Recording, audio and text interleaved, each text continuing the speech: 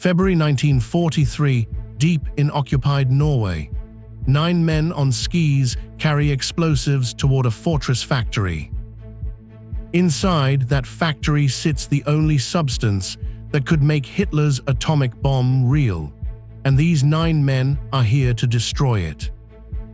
The plan demands they reach the heart of the plant without firing a single shot. The fate of the war rests on one lock, picked in the dark.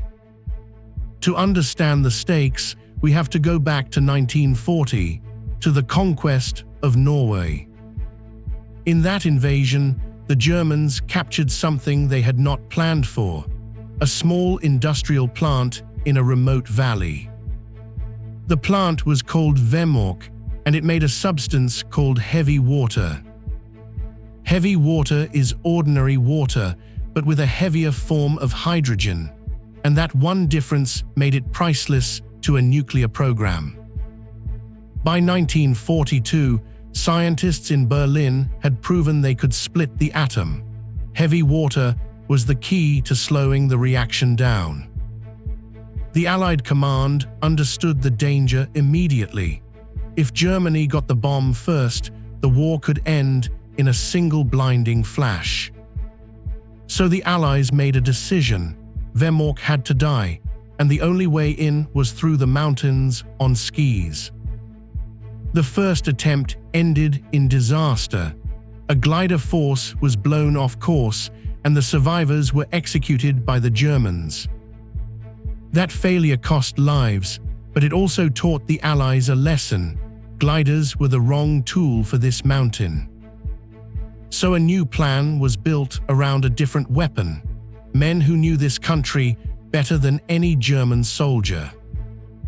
British intelligence recruited Norwegian commandos trained in England, men who had grown up skiing these very slopes. Their mission was codenamed Operation Gunnerside, and their leader was a 23-year-old named Joachim Rønneberg. In February 1943, they were dropped onto the Hardangervidda Plateau, a frozen wasteland 60 miles from the target. Their landing was rough. A blizzard had swallowed the drop zone, and the team scattered across miles of frozen ground. For days they searched for each other across the white expanse. Only one crate of their vital explosives was found intact. They also found something unexpected. A second team of commandos dropped weeks earlier, waiting in the wilderness. That first team had been sent to guide them in. Together, the 11 men now had a complete picture of the target. The factory at Vemork stood 7 stories tall, built into the side of a cliff, a fortress of concrete and steel. It was guarded by hundreds of German soldiers, machine gun posts, and searchlights, and a minefield ringed the perimeter. The only bridge across the gorge was watched day and night. A frontal assault would be suicide. So the commandos chose the impossible way, straight down the cliff face into the frozen river gorge below.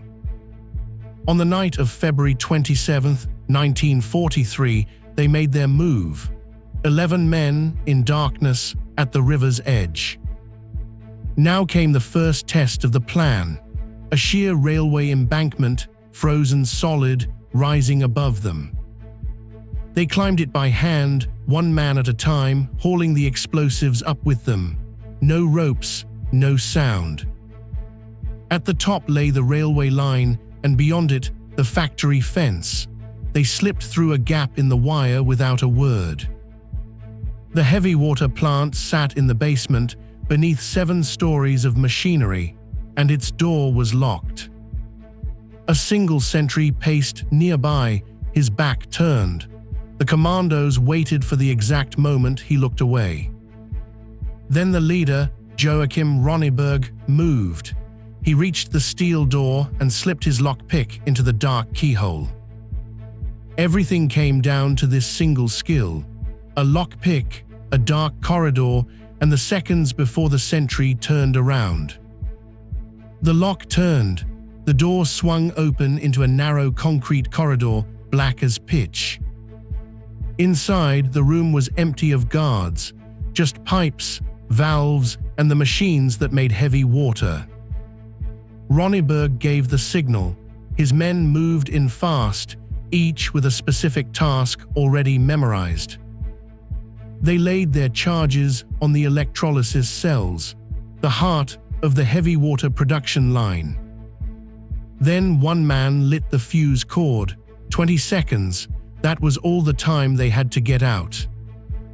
The team sprinted back up the corridor, through the door, and out into the cold night. Behind them, the demolition charges tore through the electrolysis cells. The heavy water poured out, wasted on the floor. The explosion was heard across the valley, but the commandos were already gone, climbing back into the darkness. The entire raid lasted less than 30 minutes. Not one shot had been fired in combat. They destroyed roughly 1,000 pounds of heavy water, and the entire production line with it. The Germans investigated the wreckage. They found the charges were placed with surgical precision. They realized at once this was no ordinary sabotage. It was the work of men who knew the plant perfectly. So the hunt began. Hundreds of German troops swept the mountains for the 9 men on skis. But the commandos had a plan for that too. They split into small groups and vanished into the wilderness. They skied for 2 weeks across 200 miles of frozen Norwegian wilderness, hunted the whole way. 2 of them finally reached neutral Sweden. The rest slipped back into occupied Norway to keep fighting. In London, the news of the raid was met with disbelief, and then with quiet satisfaction. The British Special Operations Executive had gambled on a handful of men, and the gamble had paid off. But here is the uncomfortable truth. The heavy water plant was not destroyed, only its production line had been. The buildings still stood. The Germans could rebuild, and rebuild they did. Within weeks, German engineers had the line running again. Heavy water flowed once more. So the Allies faced a hard question. How do you stop a plant you have already raided once? The answer, decided in London, was the heaviest weapon available, the strategic bomber. On the 16th of November, 1943, over 100 American bombers struck Vemork. The bombing run was massive, but it was also tragically inaccurate. The heavy water plant was barely touched, but the bombs killed 22 Norwegian civilians. The raid had failed in its purpose, and it had paid a terrible price in civilian lives. The Germans, shaken, decided the plant was too exposed. They would move it to Germany. Every barrel of heavy water would be shipped by rail and ferry across Norway to the German border. The Allies learned of the shipment, and they knew they had one last chance. The ferry was called the Hydro. It carried the heavy water across a deep, cold lake. And in the darkness, a Norwegian resistance fighter waited on the shore, with a plan of his own.